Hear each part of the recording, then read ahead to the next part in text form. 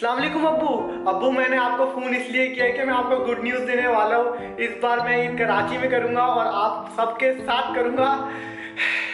जी अब्बू, इतना खुश नहीं हुए, जब आ जाऊँगा ना फिर से इतना खुश हो जाना। अभी बस मैं निकलने लगा हूँ, कल सुबह की मेरी फ़्लाइट है और आप अम्मी को लेकर आ जाना। अब्बू मुझे भी बहुत खुशी हो रही है, इतने टाइम बाद आप लोगों से मिलूँगा और ईद कराची में करूँगा। ठीक है अब्बू, बस मैं अब जा रहा हूँ, खुदा हाफिज़। चलो भाई, वैसे ही लेट हो गया यार मैं।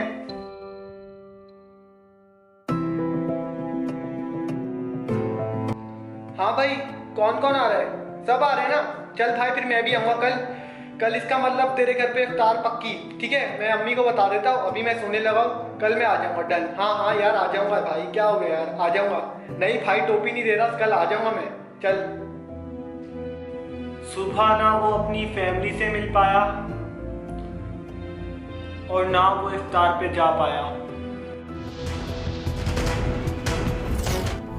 नाज़रीन, अहम खबर ये आ रही है, कराची से मॉडल कॉलोनी के करीब पाकिस्तान इंटरनेशनल एयरलाइन का तैयारा गिरने की इत्तलात सामने आ रही हैं।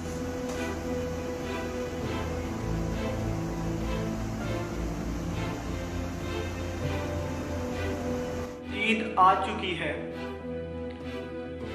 कुछ लोग ईद बना रहे हैं और कुछ लोग सोग। इस साल की ईद सबसे अलग है, ना वो दोस्तों की महफिल, ना वो घूमने का शौक। इस ईद पर है हर तरफ सोग।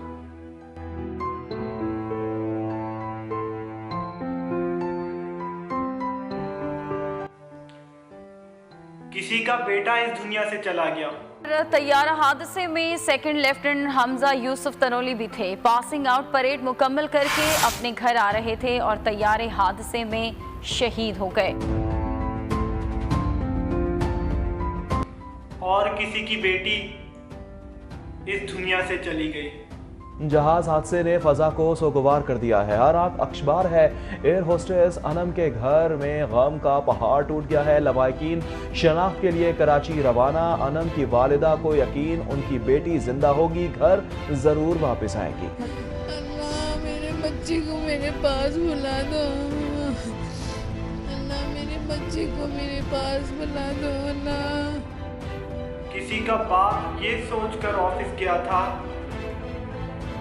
कि आज वापसी में अपने बच्चों के लिए ईद के कपड़े लेकर जाऊंगा। ईद के कपड़े तो नहीं, दफनाने के लिए कफन जरूर ले गया। ये जिंदगी हमारे हाथ में नहीं है, लेकिन जो हमारे हाथ में है हम वो कौन सा सही कर रहे हैं।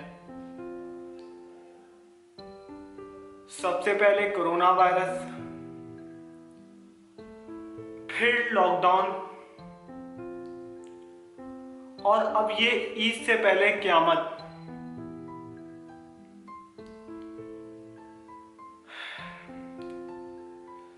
जब ये हादसा पेश आया था ना, तो हम लोगों को चाहिए था कि हम इनकी मग़फ़िरत के लिए दुआ करें, लेकिन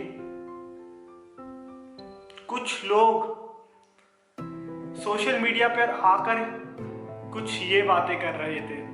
और वहाँ सबसे बेगैरती वाली जो चीज़ हुई है इस हादसे में, जिन घरों को ये जहाज़ टकराया था, जिन घरों में आग लगी है, वहाँ लोग पहुँचे, उन घरों में से सामान लूटा वहाँ, और जो मुसाफिर जो उस जहाज़ में थे उनका सामान लूटा। बिना प्रूफ के इतनी बड़ी बात बोल देना, इट्स नॉट गुड। नेगेटिविटी दिखाना और नेगेटिव फैलाना हम लोगों की आदत बन चुकी है। इसने ये तो बोला कि बहुत सारे लोग उनका सामान लूट रहे थे, लेकिन किसी ने ये बताया फैसल में कितनी देर में आपका चैनल ऑपरेशन जो होगा मजीद चलेगा? नहीं, 2 दिन लगेंगे अभी, जब तक ये बड़े बनवा नहीं हटेगा ना नीचे दबे में लोग। अच्छा, मैं एक बात बताऊँ, पाँव नहीं रख सकते आप नीचे, पानी में आग है, बहुत गर्म हो रहा है पानी।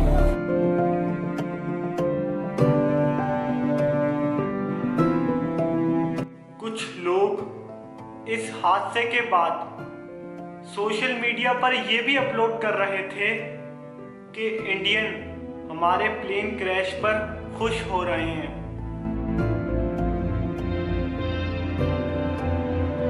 लेकिन किसी ने ये क्यों नहीं दिखाया कि ये भी तो इंडियन हैं जो ट्विटर पर कुछ ये पोस्ट कर रहे हैं।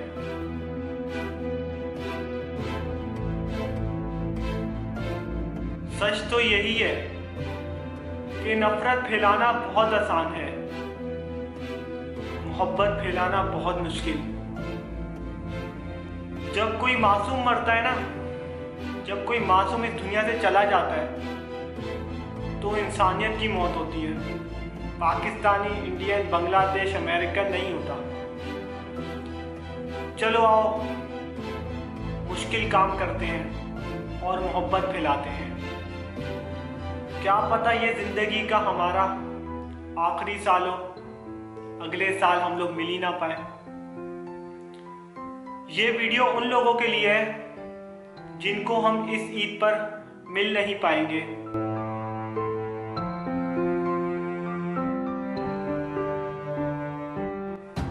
Love you all.